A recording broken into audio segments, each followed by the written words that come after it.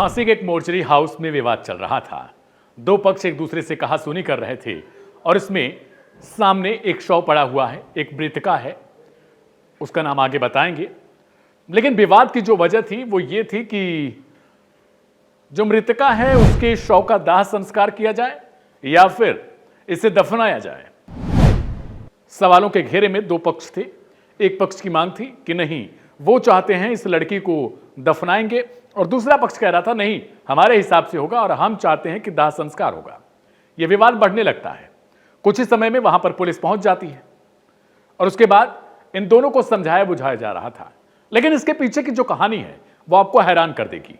आमतौर पर आपने जो है वो बहुत सारी लव स्टोरी के बारे में सुना होगा, लेकिन आज की जो कहानी हम सुनाने जा रहे हैं आपको, वो झांसी की है। झांसी का एक तलैया मोहल्ला है, एक अली गोल खिड़की मोहल्ला है। और ये बात है, ये कहानी है, शुरुआत जो इसकी होती है वो साल 2024 में होती है। तब उस वक्त एक लड़की है जिसका नाम है महक खान। उम्र उस वक्त उसकी 20 साल है और एक उसका जो नया नवेला दोस्त बना है उसका नाम है विवेक अहिरवार। महक खान, जो कि नाम से ही आप समझ गए होंगे कि मुस्लिम समुदाय से ताल्लुक रखती है, और विवेक अहिरवार हिंदू धर्म से ताल्लुक रखता है। विवेक का आना जाना अक्सर करके अली गोल खिड़की मोहल्ले में था और वहां पर यह बैठता था महक खान के घर पर। महक खान की मां का नाम है गुड़िया। थोड़ा नाम आपको हिंदू टाइप लग रहा होगा, लेकिन जो उसकी मां है उसको शुरुआत से थोड़ी बहुत तो शंका रहती थी कि चूंकि विवेक जो है वो हिंदू धर्म से है तो वो मेरी बेटी से इतनी नजदीकी उसकी क्यों बढ़ रही है। लेकिन मां तो मां होती है और उसे उस वक्त ये सब समझ नहीं आता उतना कि करना क्या चाहिए। उसने कई बार रोका टोका था कि देखो महक, तुम ये गलत कर रही हो, बहुत कम मतलब रखो उससे, क्योंकि वो दूसरे धर्म से ताल्लुक रखता है।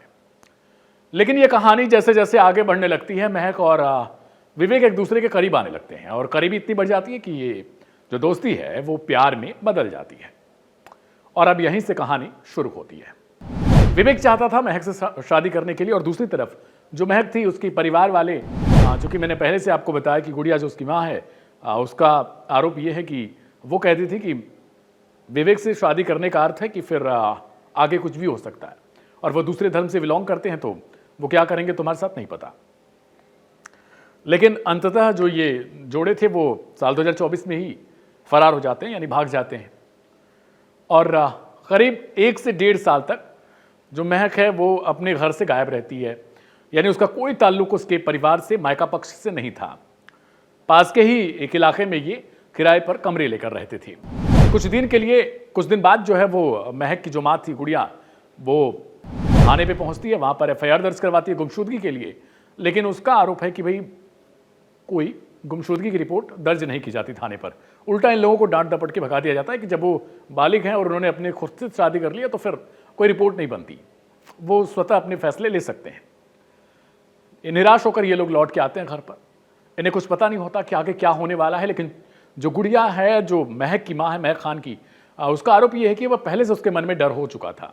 कुछ दिन बाद महक जो है वो अपने घर पे लौटती है, मायका, और उस वक्त उसके पास कुछ मांगने के लिए होता है अपने मायका पक्ष से, अपनी माँ से, अपने पिता से, और मांगती है वो फ्रिज। और उसका ये आरोप है, जो गुड़िया, जो महक की माँ है गुड़िया, उसका आरोप है कि उस वक्त चूंकि अब हमें स्वीकार करना पड़ा था कि दामाद अब बन चुका है विवेक अहिरवार, तो हम कुछ कर भी नहीं सकते, और बिटिया की खुशी है तो इन लोगों ने मेहनत मजदूरी करके जो पैसे इकट्ठे कर रखे थे उसी से फ्रिज की डिमांड पूरी करते हैं। लेकिन अब जो मांग थी महक के ससुराल पक्ष से, यानी विवेक अहिरवार के पक्ष से, वो बढ़ने लगती है। दिन पर दिन उनकी जो पैसों की चाहत थी वो ये थी कि भागकर शादी की हो तुम तो कुछ दान दहेज तो हमारा बनता है, और तुमने सिर्फ एक फ्रिज लिया है अभी तक। तो वो और भी ज़्यादा उनके मन में आरोप के मुताबिक लालच पैदा होने लगता है, और ये कहानी धीरे धीरे खून में तब्दील होने लगती है। यानी इस कहानी के जो अंत होने वाला है वो बहुत भयावह है। अब महक के साथ कथित तौर पर मारपीट की जाती है, बदसलूकी की जाती है, हर दिन कोई ना कोई डिमांड होती है, लेकिन वो पूरी करे तो कहाँ से करे। 21 साल इस वक्त उसकी उम्र थी। लेकिन अचानक से उसकी जो बॉडी है वो एक कमरे में लटकी हुई पाई जाती है, और जब लटकी हुई पाई जाती है तो ये खबर जैसे ही मायका पक्ष वालों को पता चलती है, उन लोगों के लिए बेहोशी के समान इस वक्त का पूरा अवसर, जो पूरा दृश्य है वो कुछ ऐसा हो रखा है। मायका पक्ष का कहना है, गुड़िया जो खुद उसकी माँ है महक की, उसका कहना है कि ये लोग जो है वो इंदौर के लिए रवाना हो गए थे बीते कुछ दिन पहले ही, लेकिन उन्हें अचानक से खबर लगती है कि उनकी बेटी अब इस दुनिया में नहीं है, जिसने अभी तक कुछ साल पहले, 1 से 1.5 साल पहले भाग करके शादी की थी। और वो आनन फानन में वहां पर पहुंचते हैं। उसके बाद उन्हें पता चलता है कि जो महक है वो इस वक्त उसके शव को मॉर्चरी हाउस में रखा गया है। और इसके बाद ये लोग दौड़कर वहां पर पहुंचते हैं। मॉर्चरी हाउस में जैसे ही देखते हैं तो वहां पर विवाद इस बात को लेकर हो जाता है कि महक को दफनाया जाएगा या फिर उसके शव का अंतिम संस्कार किया जाएगा। जो ससुराल का पक्ष है उसकी तरफ से ये मांग की जाती है कि चूंकि वो हमारी बहू थी और अब वो हिंदू हो चुकी है शादी के बाद, तो उसका जो है वो उसके शरीर का दाह संस्कार होगा, जो अंतिम क्रिया होती है। लेकिन जो मायका पक्ष है उनका कहना है कि कुछ भी हो, वो थी उनकी बेटी और वो मुस्लिम धर्म में पैदा हुई है, मुस्लिम परिवार में पैदा हुई है, तो ये फिर ससुराल वाले तय नहीं कर सकते। और वो चाहते हैं कि उसकी बेटी के शव को वो दफनाया जाए। इस बात को लेकर विवाद बढ़ते जाता है। पुलिस वाले पहुंचते हैं वहां पर, किसी तरीके से पूरे मामले को सुलझाया जाता है विवाद को उस वक्त के लिए कि आगे क्या होगा क्या नहीं होगा। लेकिन सबसे बड़ा सवाल ये खड़ा हो जाता है कि क्या महक के साथ उसके ससुराल में किया गया था। जो मां आरोप लगा रही है वो अपने आप में बहुत गंभीर सवाल है कि क्या दान दहेज की जो डिमांड है वो इस कदर बढ़ती जा रही है कि एक तरफ एक लड़की जिसने अपना सब कुछ छोड़ के एक दूसरे धर्म को अपना लिया, एक ऐसे पति को चुना जो उसके धर्म से ताल्लुक नहीं रखता है। प्यार मोहब्बत इश्क जो आप सुनते हैं अक्सर करके, आपको नई नई कहानियां इस बारे में देखने को मिलती होंगी, लेकिन इन सब के बावजूद अगर वो मुस्लिम धर्म को छोड़कर हिंदू धर्म में शादी करती है और उसके बाद अगर उसके साथ इस तरीके से, ये जो उसका अंत है वो इतना खौफनाक होता है कि महज 21 साल की उम्र में शादी के 1 से 1.5 साल के बाद उसका जो शव है वो अगर लटका हुआ मिलता है, तो फिर क्या इस समय इतना खराब हो चुका है कि जो दान दहेज वाली प्रथा है वो आधुनिक भारत में, आज के भारत में वो जिंदा है। इंसान मर जा रहा है लेकिन दान दहेज की जो प्रथा है वो क्या खत्म नहीं हो रही है। पुलिस वालों की तरफ से इस मामले को लेकर एफआईआर दर्ज कर ली गई है।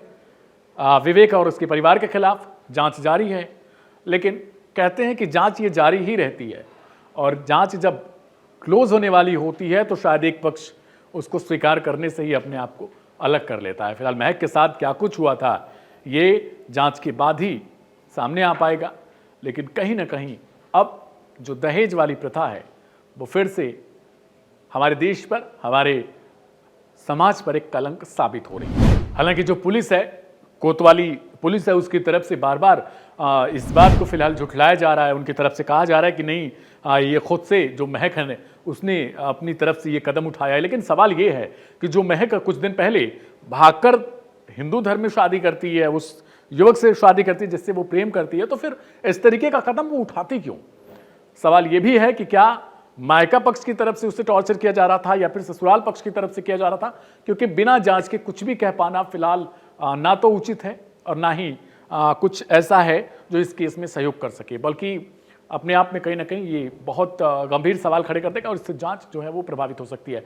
महक और विवेक अहिरवार की लव स्टोरी को लेकर आपका क्या कहना है और क्या आप झांसी से बिलोंग करते हो? और अगर आप इन्हीं मोहल्लों से बिलोंग करते हो तो अगर आपको कुछ और अतिरिक्त जानकारी तो उसे कमेंट बॉक्स में क्राइम कथा के इस एपिसोड में आप बता सकते हैं। कल मिलेंगे एक बार फिर एक नई कहानी के साथ, तब तक के लिए मुझे दीजिए इजाजत।